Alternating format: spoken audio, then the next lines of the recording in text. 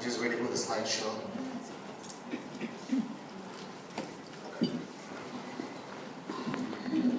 Thank you, leaders of the RPQLI and members. Thank you for leaders and members of Queens Long Island, IALI, and also thank you very much leaders and members of the Five Town Indian Association, and ladies and gentlemen.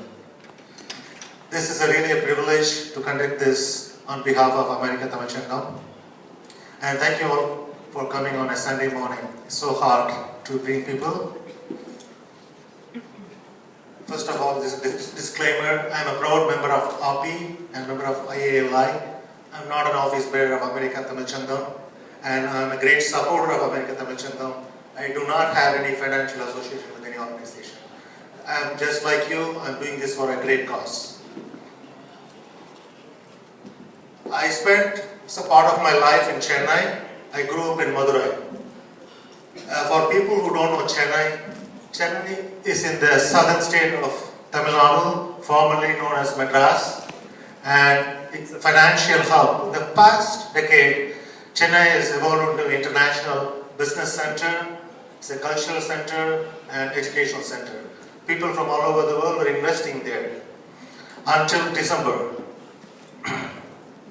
It is also known as Detroit of India because the automobile industry invested in Chennai.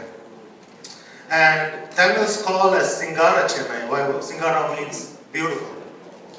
Beautiful Chennai. Once I lived for 5 years in Chennai, I know how beautiful and things were happening, I'm going to tell you. So it was also #1 city in 2014 India Today. And also Lonely Planet rated Chennai as one of the top 10 cities in the world to visit. So I'm going to show you a few images of Chennai a few months ago. So they have the beautiful, the bridges, it had mosques, temples, churches, beautiful. And this is Valluvur. This is the beautiful, one of the biggest beach in the world, Marina Beach. Temple City, churches, and they had the international airport, Central Station. So, as I said, in the past few years, they had the apartments, buildings, and one of the reasons for the flood is the encroachment, as Mr. John Joseph said. Multi-story high-rise buildings, and people started investing in Chennai. And what happened in November and December? The last week of November, they had a historical downpour of rainfall. And I think it was 40 inches of rain from the November to December. On December 1st, there was so much, the overflowing of the rivers, lakes, water came into the houses. People lost homes. So historically, in the past 100 years, never expected, the government was not ready. This will happen in the streets of Chennai. Singara Chennai turned into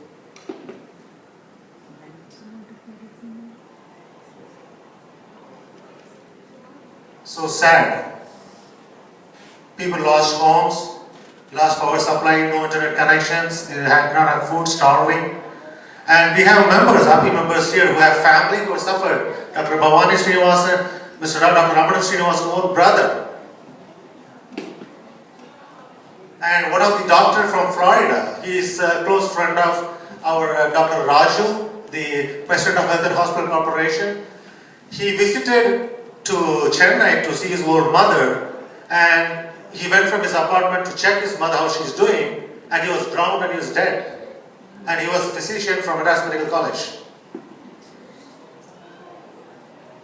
So Chennai turned into Venice. So handicapped people, the pets. Listen, it could happen to anybody. You don't think we are safe.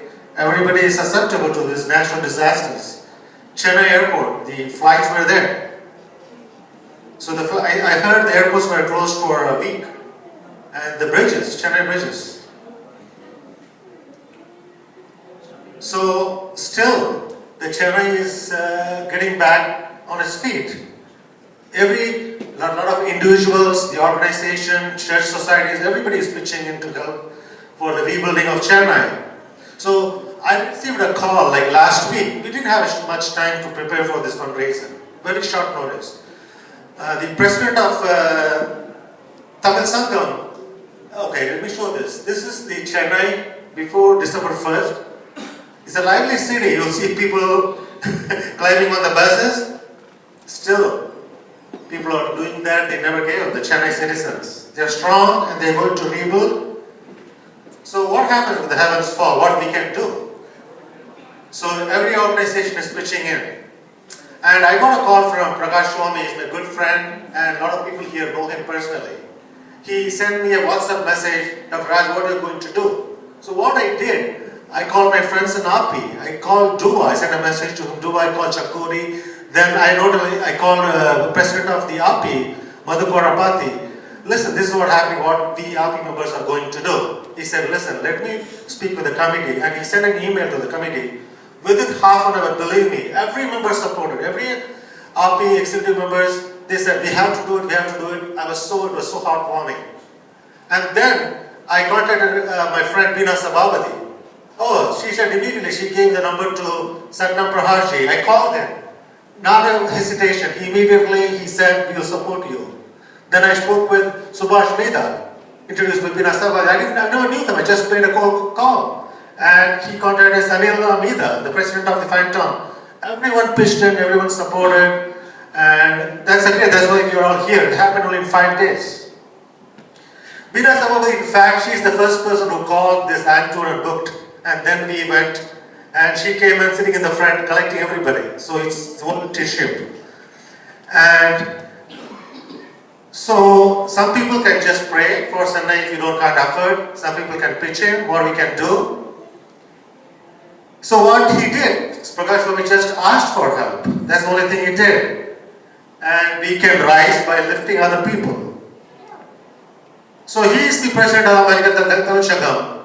He's not sitting at home and making phone calls. He's on the field. He is doing the relief works by himself. He was a United Nations journalist for the past several years. And then now he's camping in Chennai. And I heard he's doing with government organization and he's independent. I don't have the full information, but I know he's a good man. And he sent me pictures to share with me. And he didn't ask me to share, but he asked me to share with me what he's doing. That's why I'm here standing on behalf of American Tamil Sanga. He's doing all the relief efforts. And he's asking for our help. And this is actually a child welfare center full of water. All the relief, I think this is his wife. I'm sorry, I couldn't fit her in the picture. Prakash Swami is Mrs. Swami, Uma Prakash Swami, and she is there, right there, doing the relief work. And this is, I think, a child care center. This is the rice. People don't have any food, spices, they don't have place to sleep, mats.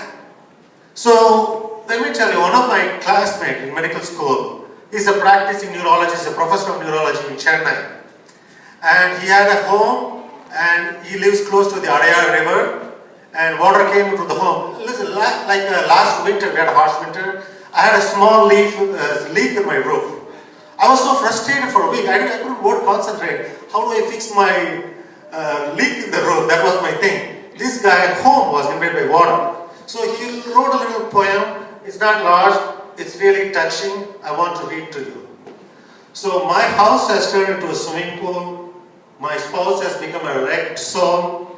My family support is a stool, which means root. But I have got to go to work. Adayar River flowed into my place. To be honest, it is not looking nice. There are documents all over the place, but I got to go to work.